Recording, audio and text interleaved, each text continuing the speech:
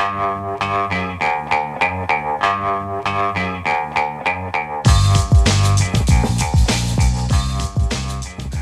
afternoon, my fellow New Yorkers.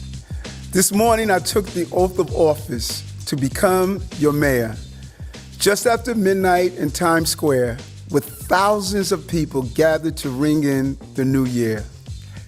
It's the Brian Lehrer Show on WNYC. Good morning, everyone. So before New York City heads into a new year and the new era, the Mayor's Around Mamdani era, let's take a few minutes to digest where we've been the last 4 years in the Mayor Eric Adams era. That clip was from the speech he gave on the day of his inauguration, New Year's Day, 4 years ago, January 1st, 2022. And what a different time that was, right? With the city still in the throes of the COVID-19 pandemic. The Omicron variant was raging with 40,000 new cases a day. And there were the other problems that came with the pandemic. Here's a minute of how Mayor Adams tried to set a new direction at the start of that new year. Yet, unemployment remains high. Crime is high. COVID cases are high again. So how do we get our city back? My fellow New Yorkers, the answer is simple. We will get our city back by making a commitment to each other right here, right now, beginning today. This would be our New Year's resolution. We will not be controlled by crisis. Instead, we'll make this city better every day through actions big and small. Getting vaccinated is not letting the crisis control you.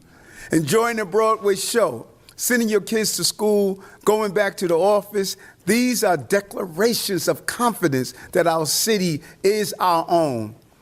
Of course, government must do its job to allow New Yorkers to make these choices safely.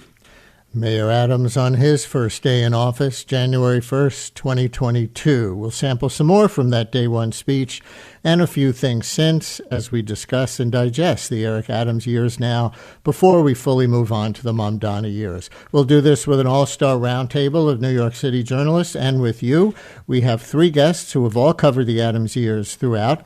WNYC and Gothamist political reporter Elizabeth Kim, New York Times Metro political reporter Jeffery Mays, and Ben Max, host of the Max Politics podcast and program director at New York Law School's Center for New York City Law. Hi, Liz. Hi, Jeff. Hi, Ben. And Liz, remind us, why was Mayor Adams elected, if we can turn back the clock 4 years and a little, mostly in the first ever ranked choice voting Democratic primary, right? Despite having a field of high-profile competitors, Maya Wiley, Andrew Yang, and the one the New York Times had endorsed, Catherine Garcia. Well, as you reminded listeners, Brian, we were in the throes of a pandemic. And we were also coming off the height of the Black Lives Movement and the George Floyd protests in 2020. And what I remember about that race in 2021 is that early on, there were these dueling concerns. You know, for one thing, people were worried, how does New York City recover and come out of the pandemic? How does someone help the city reopen? And then there was this social justice question that was brought on by the Black Lives Movement. But then there was as there often is in these kinds of races, there was a turning point. And that turning point was a shooting in Times Square. There were 4 people injured. One of them was a child. And from that point forward, what happened was public safety became the overriding concern. And that was really, I thought, what catapulted Eric Adams into being one of the major contenders. Now, again, it was still close because he beat Catherine Garcia, his main competitor in that race, who was the former sanitation commissioner, by less than 10,000 points. So these two concerns of, wanting this sort of Uber manager technocrat was there among New Yorkers, but also this idea of this unease with crime rising in the city. Yeah. So Jeff Mays from the Times, I'm looking at the Times article from that day, January 1st, 2022, by your colleague Emma Fitzsimmons, that reflected some of what the mayor was referencing in the clips, including the 40,000 per day Omicron variant COVID spike of that moment, and a 9.4% unemployment rate, more than double the national average. So I'm curious if you heard that day one speech that we sampled from as kind of a pep talk for the city more than a policy address. Absolutely. I think Mayor Adams, one of his supporters believe one of his biggest accomplishments that they feel is often overlooked is the fact that he did inherit the city, as the pandemic was still going on. There were still lots of issues.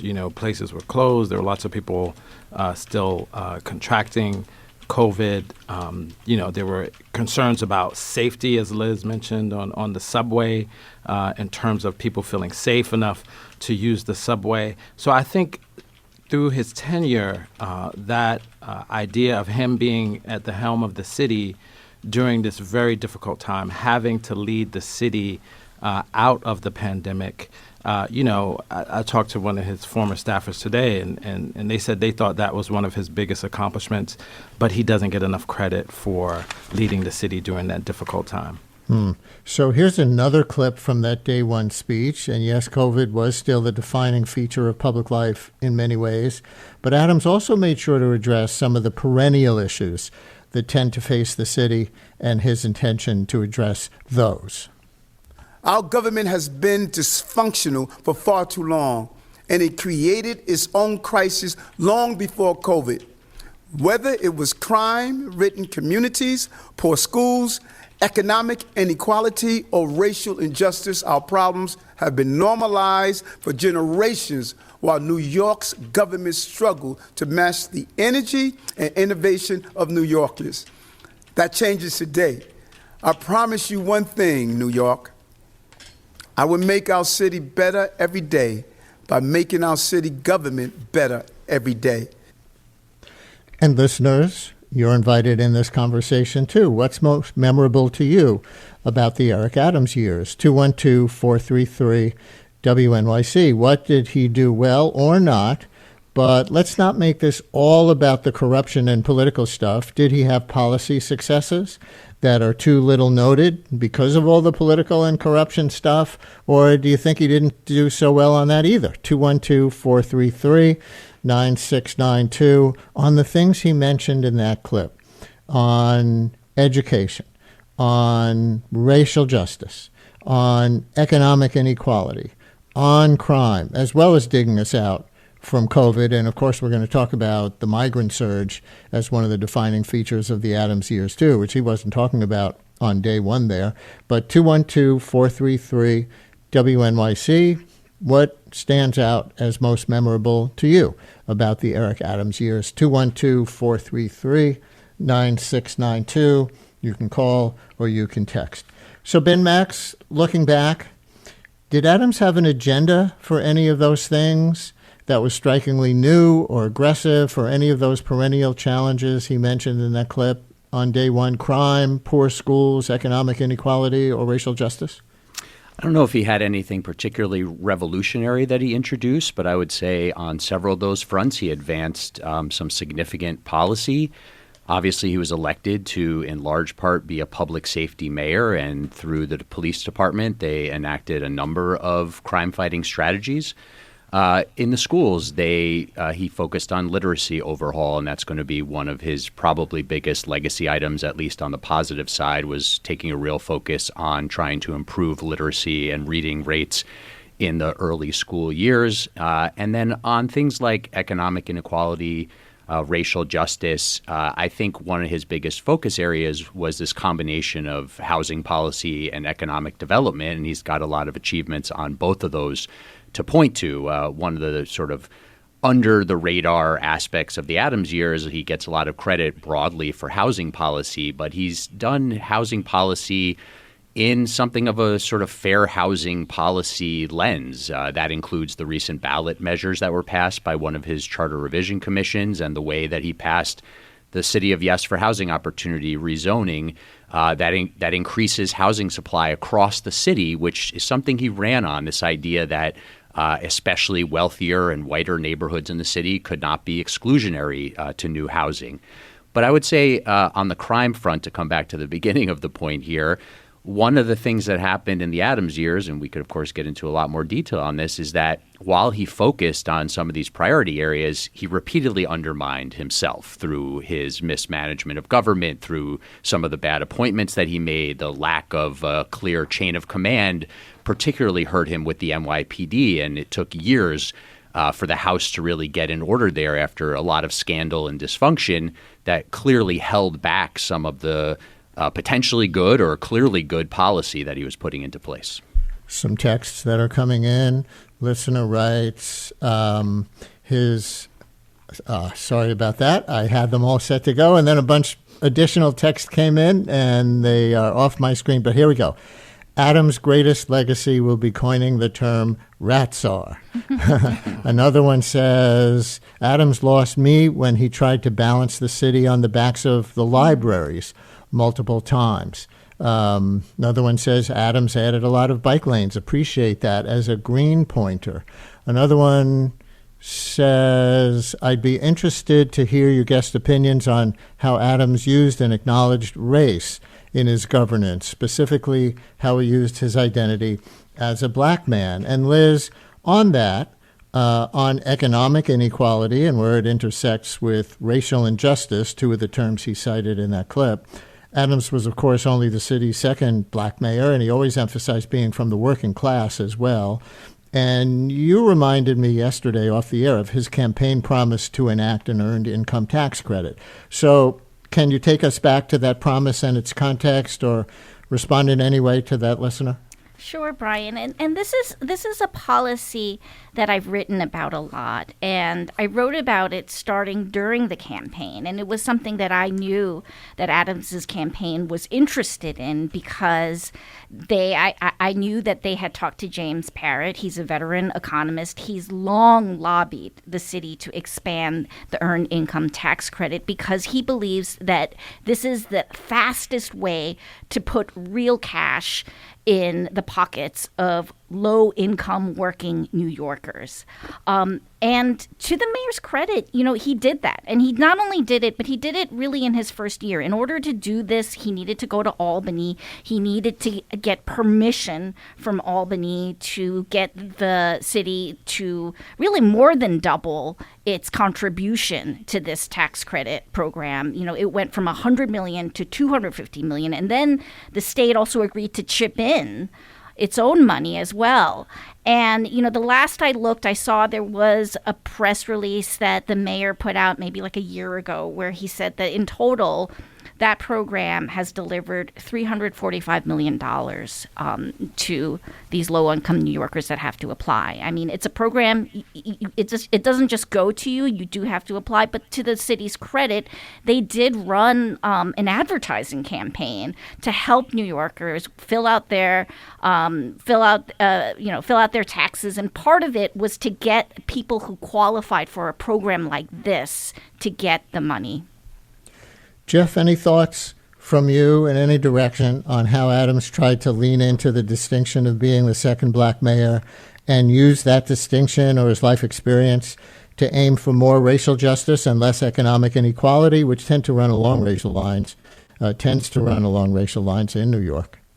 Yeah, I think Mayor Adams, from almost the start of his term, sought to place himself in the lineage of David Dinkins. It had been, over 30 years since the city has had a black mayor and David Dinkins. And a lot of people believe, time has sort of changed how people viewed Mayor Dinkins. A lot of people believe there were accomplishments, successes that were downplayed.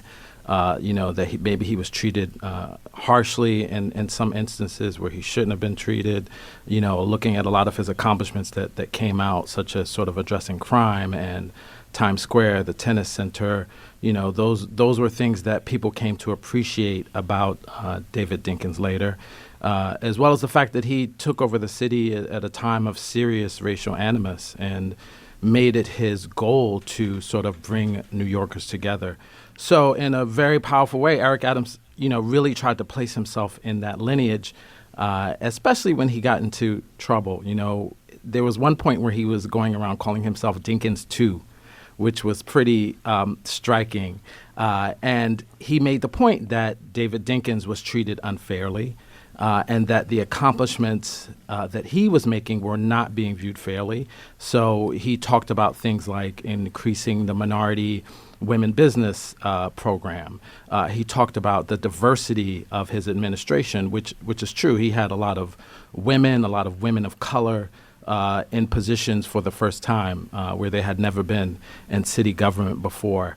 The problem with the comparison, many people thought, was that it did a disservice to David Dinkins, who was never accused of any serious corruption. There was one sort of investigation into some stock transfer with his son that amounted to not much. But Eric Adams faced serious charges of corruption, was the first modern mayor in New York City history to face indictment. And on top of that, many people in his administration also faced federal investigation. So I give the mayor was a master at talking about this issue in terms of a racial lens, and especially sort of trying to use that to his advantage. And I think it worked in a lot of ways. Up until the very end, black voters were his strongest supporters. It wasn't until he began aligning himself with President Trump on issues that you saw black support start to finally peel away.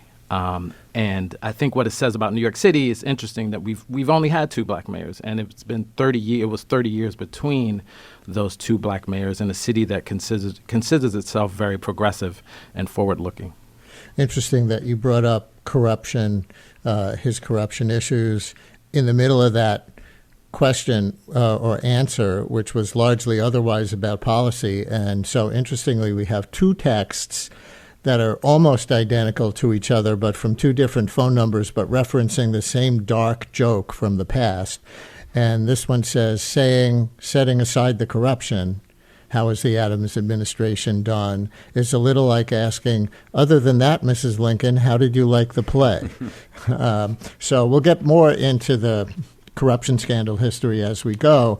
But Liz, Jeff referenced Adams comparing himself to Dinkins, less maybe in terms of what he tried to do at a policy level or somewhat with that, but maybe even more so on how he was perceived or how he was covered. And one way that Adams explicitly brought up race, as Jeff was indicating, was in criticizing his press coverage. So here's a clip from February 2022, just 1 month into his term, after he failed to win bail reform rollbacks during meetings in Albany. I'm a black man, that's the mayor. But my story has been interpreted by people that don't look like me. We got to be honest about that. How many blacks are in the editorial boards? How many blacks are determining how these stories are being written? And so, Liz, I'm going to turn right back to you on this because you were in the room for his weekly news conferences for basically all of those 4 years. He's undoubtedly right about the stats, I imagine. But do you think that kind of critique, which he would come back to periodically, influenced how he was covered, either with more racial sensitivity or as someone who was using the issue unfairly as a cover?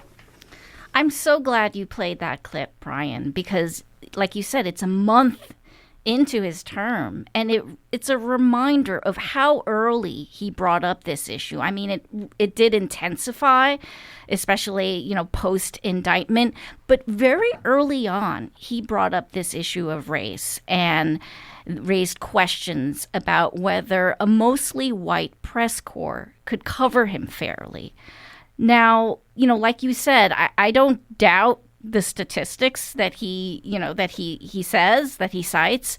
And, this was something that I wrestled with, too, in the room watching him, because I don't doubt that, the coverage, the perception of him is shaped by race. I think that it's very hard to say that is not a lens with which we all view the world, right? But just like Jeff said, he was very masterful in the way he used race to put the press corps on the defensive. And I think he was largely successful in really shielding himself from maybe some even tougher questions that he should have gotten because he put, like I said, it was largely a white press corps on the defensive because again and again he would bring up this question of race. And I thought another way he used it really well, and I think this is also partly who the mayor is too and his backstory, but his insistence on decorum and how reporters should talk to him.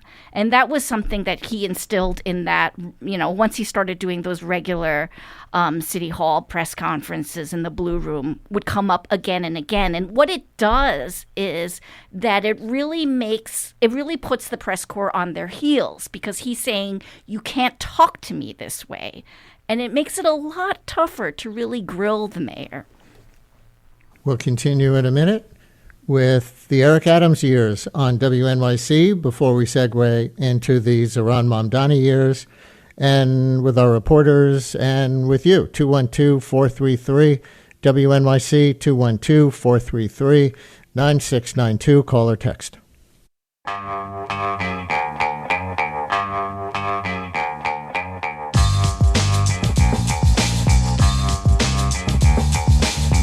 Brian Lehrer on WNYC as we discuss the Eric Adams years in New York City before segueing into the Zohran Mamdani years. Our guests are WNYC and Gothamist political reporter Elizabeth Kim, New York Times Metro political reporter Jeff Mays, and Ben Max, host of the Max Politics podcast and program director at New York Law School Center for New York City Law. And we're inviting your calls and texts. What was most memorable for you about the Adams years? On success, on the level of success, on the level of failure, how the corruption scandals intersected with any of that or anything else. 212-433-WNYC. You can call or text 212-433-9692.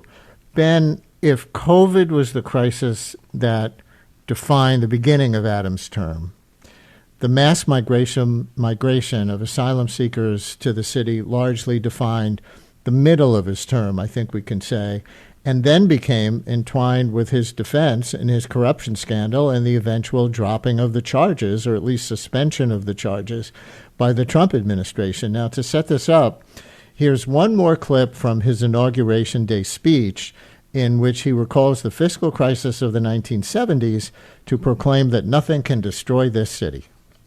When this city was facing a financial crisis that set it on the verge of ruin, Mayor Koch said, "These have been hard times. We have been tested by fire. We have been drawn across the knife edge of poverty. We have been inundated by problems. We have been shaken by troubles that have destroyed any other city would have destroyed.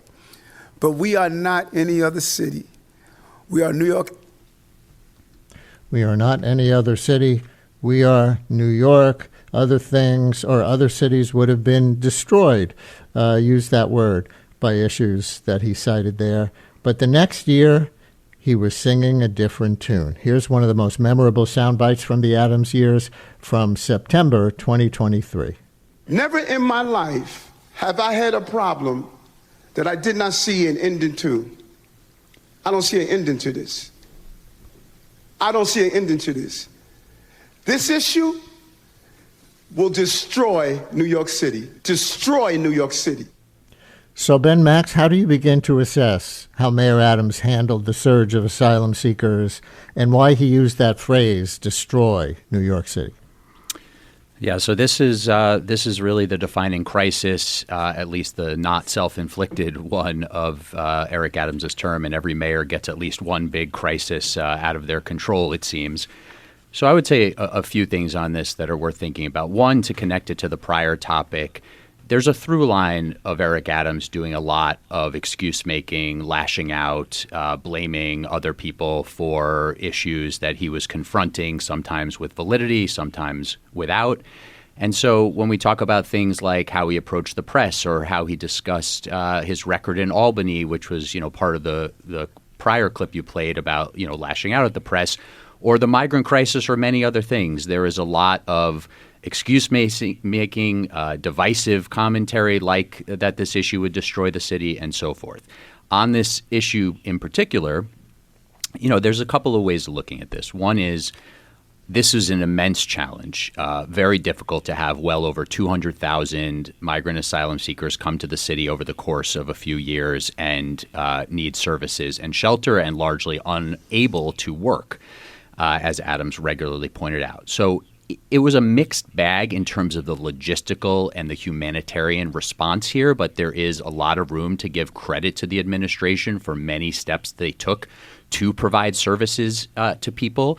There were a lot of trial and tribulation along the way, including some issues with how some people were treated, challenges with picking sites and sort of sometimes wasted energy or resources on setting up encampments that had to be taken down and things of that nature.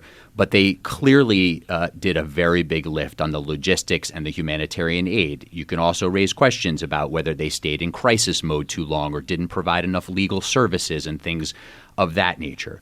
But on the broader issue of how a mayor leads the city through a crisis, Eric Adams really failed on this. And the clip you played is really essential to that. He did a lot of talking about sort of us versus them. He did a lot of blame casting.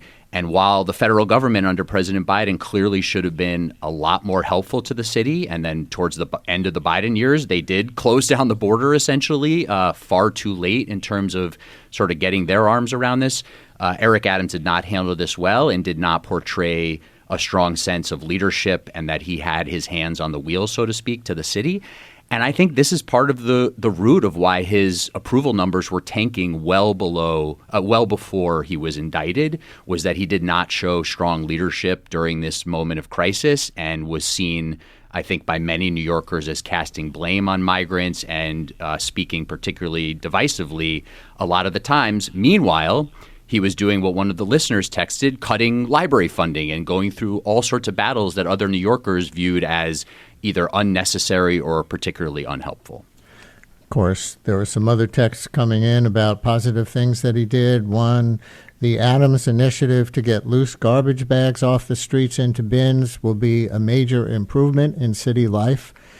If it works, another listener writes, no fan of Adams, but bias and racial/racist double standard in New York City news media coverage is real and obvious, not only as it relates to politics, but to everything else, including crime. We're going to get to crime as a separate topic here.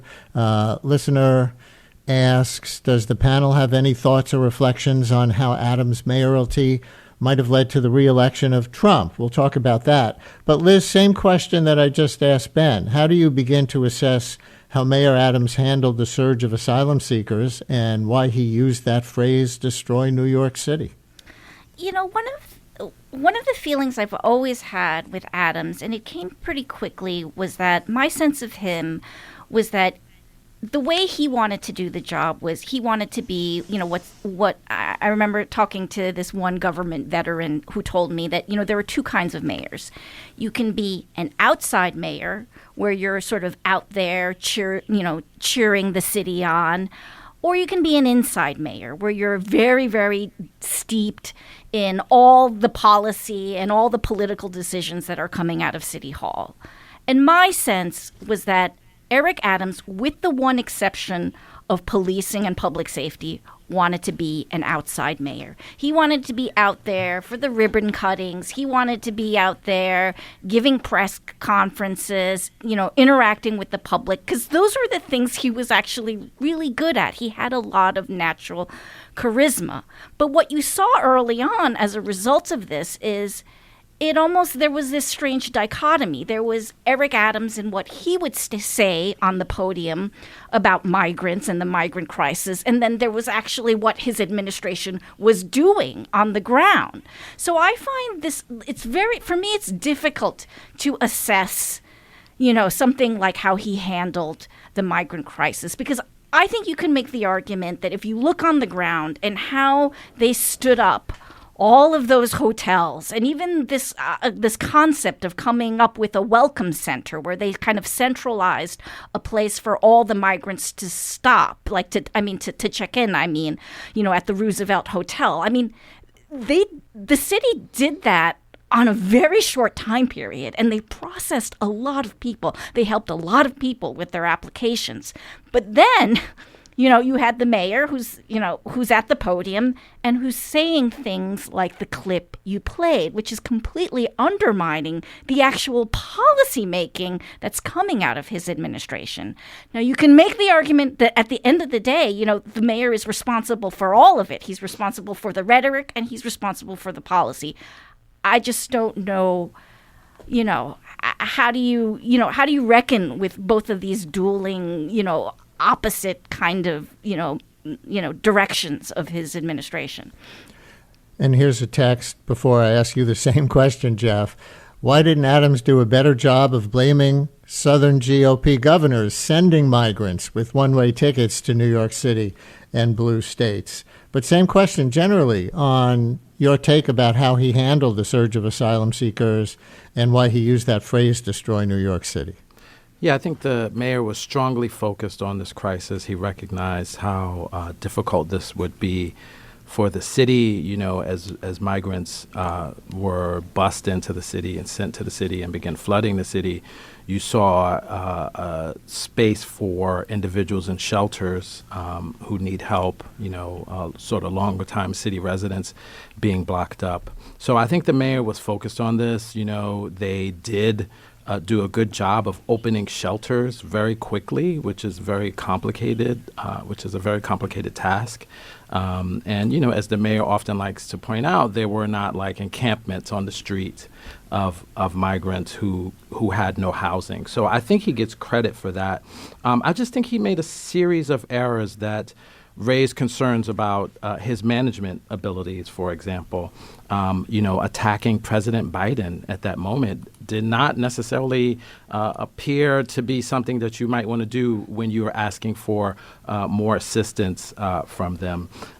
Secondly, a lot of people believe he wasn't innovative enough in this crisis. A lot of times a crisis, I think it was Barack Obama who said that you use a crisis as a time for innovation, a time to make change. I know for a fact that advocates were saying, hey, let's change our voucher laws. Let's change the system. Let's get more people into permanent housing, and that would clear up space in the shelter system. People like Christine Quinn, who runs WIN, a shelter for women, was saying this many times. Let's make changes. Let's use this crisis to make changes in how we treat people in the city. Again, the city was slow to set up centers to help migrants apply for asylum. One of Mayor Adams' biggest complaints was that you had migrants here who could not work, legally could not work. But many of those people had asylum claims that would have potentially allowed them to work while they were here. The city was very slow to set up those centers to begin processing people's sort of claims of asylum. And I think he just made a series of other mistakes. I think as a mayor, you don't want to show the sort of fearfulness that he showed and played in that clip that you played about that this is going to destroy the city. Certainly, New York City is a city of immigrants, and we have historically absorbed large numbers of newcomers to the city. So to say that this crisis was going to destroy the city, a lot of people felt like the mayor just lacked imagination and creativeness and sort of how he spoke about that.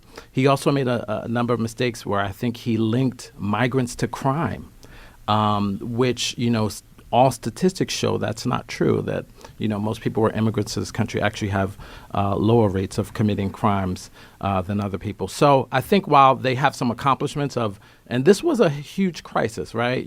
Buses were flooding in, hundreds of people were showing up every day. So it was a difficult crisis, but I feel like it sort of tested the mayor's ability to manage the city, which a lot of people had raised questions before he was elected because he had only been a borough president before becoming mayor of the largest and most complex city in the country. Jeff, to that point you just made, about him associating, and maybe wrongfully, migrants with crime. It kind of goes to that question we got in the text message from the listener who wanted to know if you thought that the way he dealt with the migrant crisis helped lead to the re-election of President Trump. I don't know if it, could have influenced that many people who were voting in swing states like Pennsylvania or Wisconsin, but any thought on that?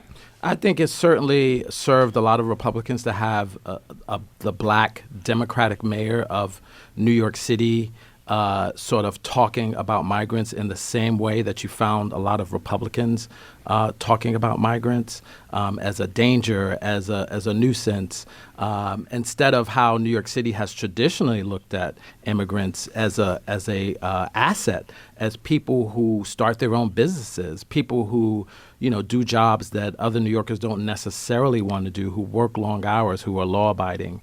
So that really was a real mistake on his part. And I think it hurt him with his base. Mayor Adams had a very interesting base coming into office. A lot of immigrants, Haitian immigrants, people from Africa. So if he's equating migrants with crime and, just talking about them in this way as a nuisance to the city, as something that's going to destroy the city, that really turned off a lot of his supporters who actually helped him win office in the first place. And Brian, Peter, go ahead, Ben. Oh, just briefly, sorry. It wasn't the exact question that the listener asked, but it absolutely, in my view, contributed to Republican gains in New York in the House races at that time that helped ensure a flip of the House. And Adams then was talking about how Democrats weren't delivering, and that was part of the reason for Democratic losses in that election. But he previously had contributed to the atmosphere that voters, I think, held Democrats responsible for previously. I think Peter in Newark has some thoughts about the Adams years before we segue into the Mamdani years. Peter, you're on WNYC. Hello. Thank you. I think Adam overall was a good mayor. He got less credit than he deserved.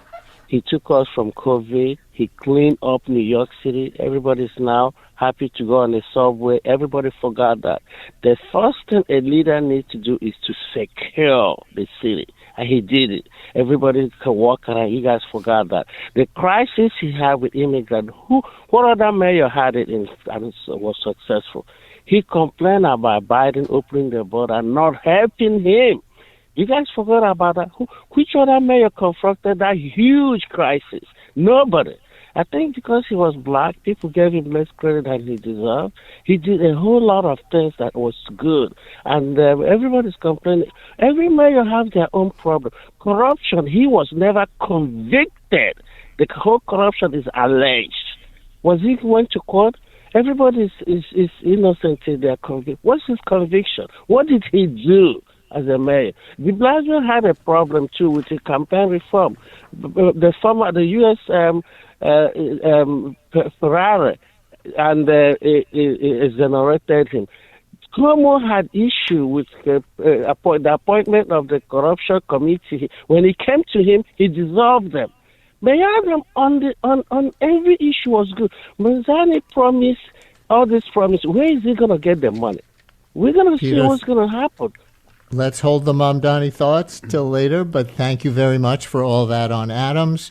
Arnaldo in Brooklyn may have some different opinions. Arnaldo, you're on WNYC. Hello. Hi, Brian. I just want to say that I always hated the fact that the mayor always compared himself to David Dinkins. Look, I wasn't a supporter of David Dinkins, but I think David Dinkins was an honest man, a really classy guy. And that is the wrong comparison. The mayor, and I knew this even before he became mayor, he was really just exactly like Jimmy Walker, the mayor of New York in the 20s, the Irish mayor. And that mayor was the same as he is. He loved the nightlife. He loved dressing very well. and both of them had been state senators. And in the end, Jimmy Walker is found to be involved in a big scandal and has to leave office and go off to Europe. And basically, it's not a question of whether you've been convicted. It's a question of all the obvious corruption and cronyism that there was in this administration. And that's all I have to say. Arnaldo, thank you very much. Fair or not, interesting historical comparison to Jimmy Walker. Marty in Yonkers, you're on WNYC. Hi, Marty. Hi, I'm a registered dietitian, and I moved back to the New York area in 2021. And I was looking for a couple of jobs, and I have to say that I was very impressed with the plant-forward thinking that was going on through the Adams administration as far as working with the medical systems in New York. There really wasn't anything that I had seen in the last couple of places that I had lived where there was this thought of, if we want long-term care and if we want to help people get out of this and now return to our hospital, we need to think about their long-term diet. And I just thought that that was very impressive. And I got to work with am looking at projects now to work with people who are either leaving the mayor's office. And I just think that that was a really wonderful thing to come into. And I've been doing nutrition research for over 20 years. And we just know that if you bring more plants in, you're going to decrease the risk of these chronic diseases that we have, including dementia. So I just thought it was really forward-thinking. Thank you very much. And Noah in Brooklyn, you're on WNYC. Hi, Noah. Hi there, Brian. Thanks for taking the call. So I was actually part of a immigration rights organization, no longer work there, but we were there in the ground at Port Authority first receiving asylum seekers. And I will say firsthand, and I'm not representing this organization anymore, but I will say my experience, the Adams administration lacked just basic, not even administrative or logistical function, but like event planning capacity. Like they didn't have the ability to throw a birthday party, let alone an immigration influx response and intake. They were relying largely on nonprofits and volunteers, and clearly we're not ready. And I know some people may say, oh, who had to deal with this before? If you're signing up to be mayor of New York City, you're signing up for potentially anything, and you make contingencies.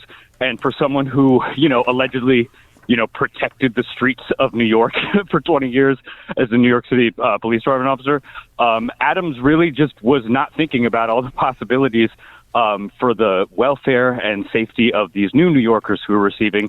And I also just want to note that I'm a little concerned by how many things have been mentioned here about crime in this conversation y'all have been having, and just sort of taking the unchallenged and unexamined premise that policing actually has anything to do with public safety, because that's not a data-supported conclusion, and certainly not in the case of the NYPD, which, even during its slowdowns has seen crime decreases regardless of what they do. So, yeah, I'm very happy to see Adams go and excited to see what Zoran does. Thanks for taking my call. Noah, thank you very much. And I don't think in this hour we're going to get into the real, nuts and bolts of how much policing does to knock down crime versus other things. But Noah, thank you for your call. Thanks to everybody in that set of callers.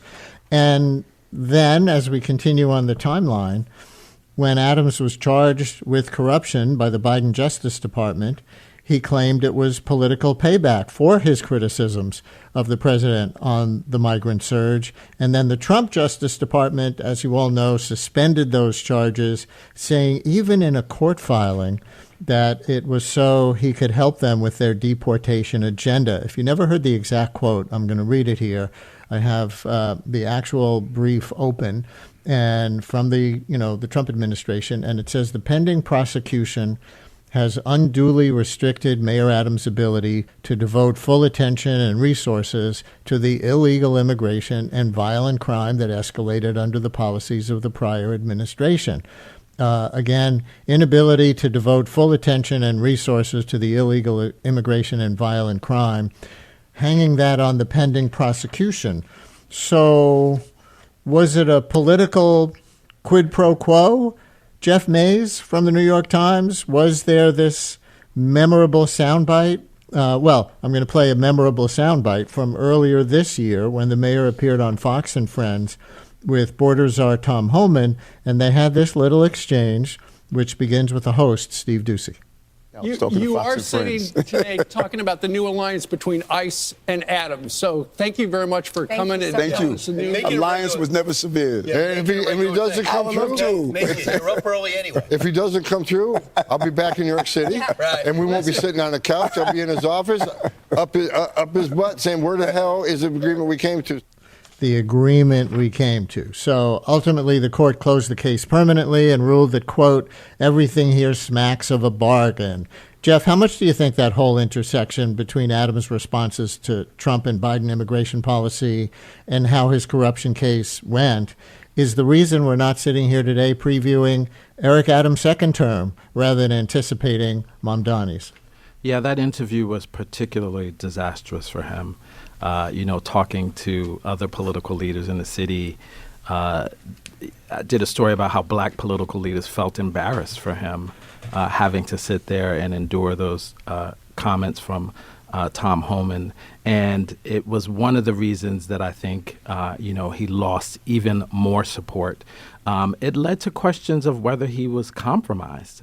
Governor Hochul had to come intervene and sort of help with personnel decisions because there was concerns about him being compromised. We had, several top officials in his administration who resigned because they were concerned that the charges against the mayor were being dropped and that he would be beholden to President Trump for dismissing those charges. And so, as I was talking to people preparing for this interview today, they often cite that moment as just one of the moments where people felt like his mayoralty was done. To be the mayor of the largest, most important city in the country and to appear to have the federal government saying that they control you was just damage that I don't think he could come back from. Liz Kim, same question. No, I agree with Jeff. I think that ultimately you can make the argument that the perception of a quid pro quo, the allegation from a top federal prosecutor that there was a quid pro quo, was more damaging than the indictment itself, for him politically at least, and his ability to run for re-election. Ben, anything to add? Well, I would just say, I think it's important in the historical record here to say there's, zero evidence that the Biden Department of Justice or the U.S. Attorney for the Southern District, Damian Williams, brought a case against Eric Adams as retribution for his criticism over the migrant crisis, as Adams alleged. There's, zero evidence of that, and it appears that the, investigation had opened well before that incident, that crisis unfolded, and Adams started to criticize Biden. And then lastly, I would say there's whether there was a clear quid pro quo or, as Tom Homan said, the agreement we came to, there was obviously an understanding at play here, and that helped torpedo any last support Eric Adams had. And this idea, as Jeff got at, that he then saw this wave of departures from some of his best appointees of the administration, people with real policy expertise and accomplishments and integrity like Maria Torres Springer and Mira Joshi and others, again, reinforce so much of what voters already saw in Eric Adams with so much controversy and the turnover in his administration, so many police commissioners and others leaving the administration. There were these close friends of Eric Adams who he appointed to positions that are, again, a through line of these Adams years, whether it was Tim Pearson or Phil Banks and others that undermined so much of what he otherwise was trying to do, that were embroiled in their own set of controversies and investigations. And Brian, can I just add, those concerns continued even through the mayor's tenure. There was one point where he started speaking out about the use of bathrooms, gender identity, and, who should be allowed to use bathrooms in our schools. And, they were talking points that seemed directly from Republican politicians in this country. And there was just a lot of concern about how the dismissal of the indictment may have affected the remainder of his tenure and his positions, and that some people believed he was compromised. Of course, the mayor says that's not the case. He has strongly denied that. But you can't help that perception was out there, and people acted on it, leaving very good jobs because they were concerned about not being tarnished with this administration.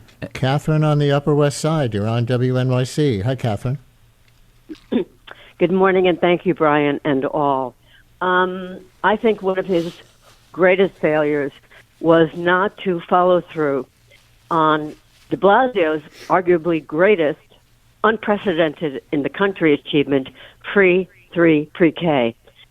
Adams would have had to have the organizational ability, the will, to promote it in the poorest neighborhoods. He left so many neighborhoods and schools uncovered and unexposed the ability to access this. And I think that was an enormous failure for the first allegedly working class mayor.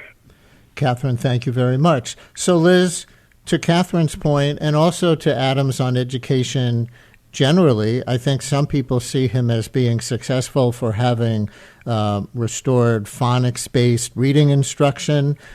We know he came in, at least, talking about his own history of dyslexia as a child and how he was going to try to address those kinds of disabilities better. I don't know if the racial disparity in educational outcomes got reduced under his watch, but education, of course, is such a gigantic topic. The caller points to one aspect, universal or not, pre-K and 3K. No, I think that's right, Brian. In many ways, what the caller said was, yes, that expanding that program of universal pre-K would have been a policy slam dunk for Adams, particularly given his base. Now, what the mayor said at the time was he said that this program had been so mismanaged that there were certain neighborhoods in which you had empty seats, and the city was paying for that. And then we knew, based on reporting, that there were other neighborhoods where there was a lot of demand and not enough seats. But what the mayor did, which is what the mayor did repeatedly, was he was fixated on blaming the prior administration for this rather than attending to the problem at hand. He had an opportunity to really fix this. And ultimately, there was a lot of negotiation with the city council, and they did come to agreement that they were going to try to do more, just like the caller said, to promote these programs. A lot of experts said that no, the reason why we're not attracting enough children to these seats is because we're not advertising them in the right areas. We need to be going to, salons. We need to be going to churches. So by the time the mayor finally got around to that, it was already too late. In the court of public opinion, he had failed on what many people thought was one of the city's, most biggest achievements in education, which was establishing universal pre-K. It's the Eric Adams years on WNYC before we segue into the Zohran Mamdani years. And when we continue in a minute, we'll turn to one more very defining issue for Adams that also makes a very specific segue to Mamdani. Stay with us.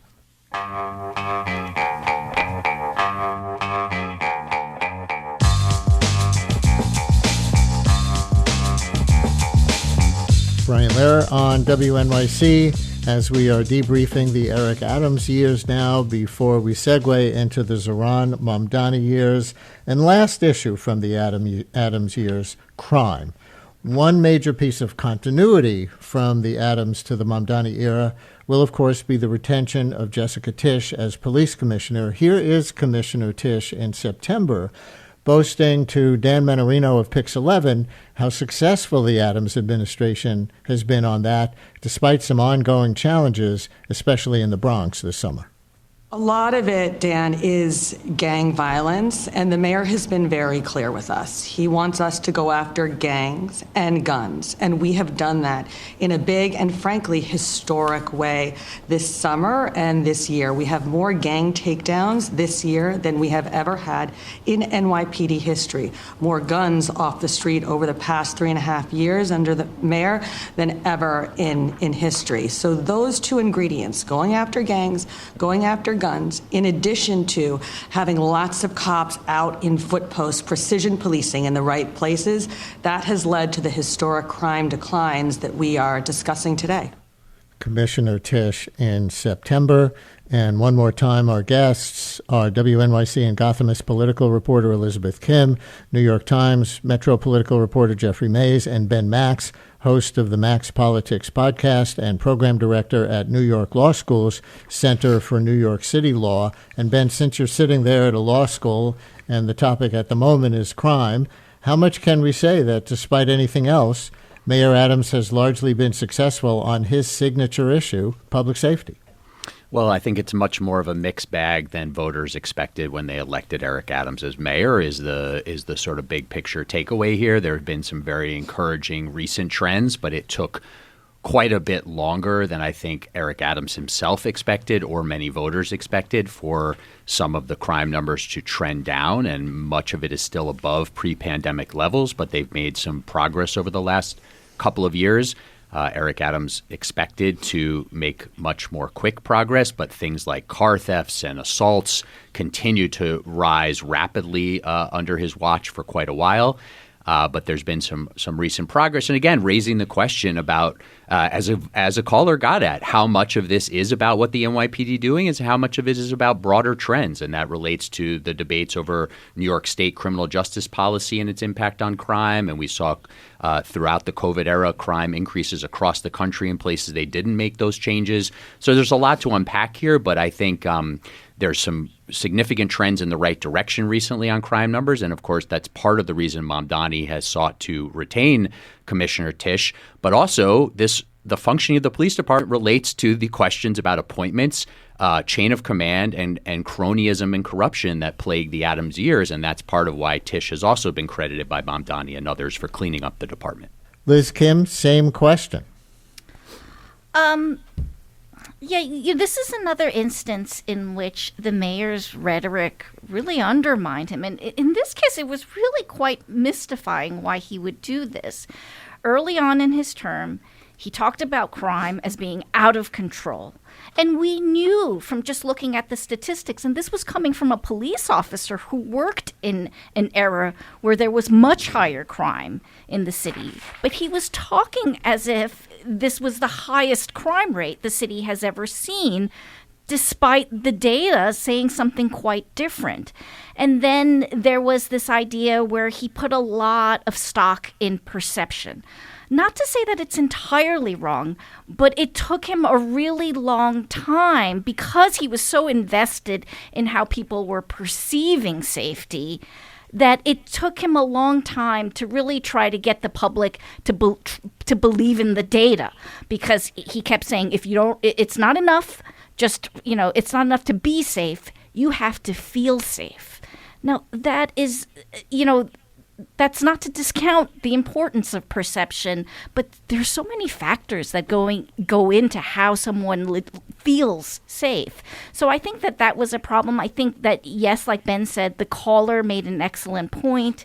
You can argue that, all major U.S. cities saw a drop in crime following the pandemic. Like, New York has not been different in that respect. So how much credit do you give the surge in policing? And yes, at the same time, shootings and murders are down, but we've also seen very disturbing rises in other types of crime, like felony assaults. My colleague Charles Lane has reported that felony assaults are actually up 80% since 2008.